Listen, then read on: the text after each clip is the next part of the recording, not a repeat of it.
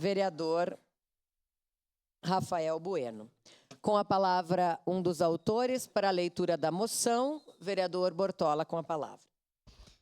Senhora Presidente, senhoras e senhores vereadores, moção número 26, 2024, moção de repúdio à entrega de medalha do Mérito Farroupilha ao líder do Movimento dos Trabalhadores Rurais Sem Terra, MST, João Pedro Stedley. O vereador que abaixo subscreve, acompanhado dos colegas que também assinam este documento, nos termos regimentais, apresenta a moção de repúdio à entrega de medalha do Mérito Farroupilha ao líder do Movimento dos Trabalhadores Rurais Sem Terra, MST, João Pedro Stedley.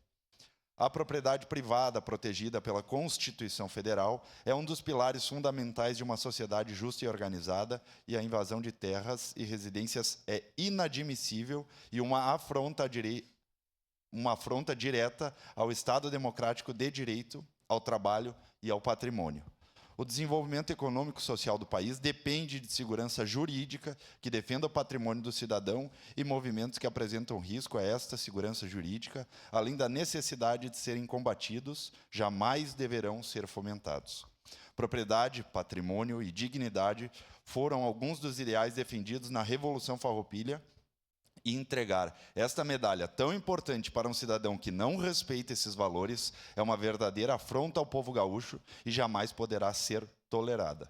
Diante disso, pelo repúdio à banalização dessa tão honrosa homenagem, em respeito aos gaúchos que lutaram bravamente pela defesa de importantes valores, apresentamos a presente moção de repúdio à entrega de medalha do Mérito Farroupilha ao líder do Movimento dos Trabalhadores Rurais Sem Terra, MST, João Pedro Stedley, contando com o apoio dos nobres pares para aprovação e posterior remessa à Assembleia Legislativa do Estado do Rio Grande do Sul, solicitando envio de cópia a todos os deputados estaduais, demonstrando a grande insatisfação dos parlamentares de Caxias do Sul à pretensão. Caxias do Sul, 11 de dezembro de 2024, 149 anos da colonização e 134 anos da emancipação política.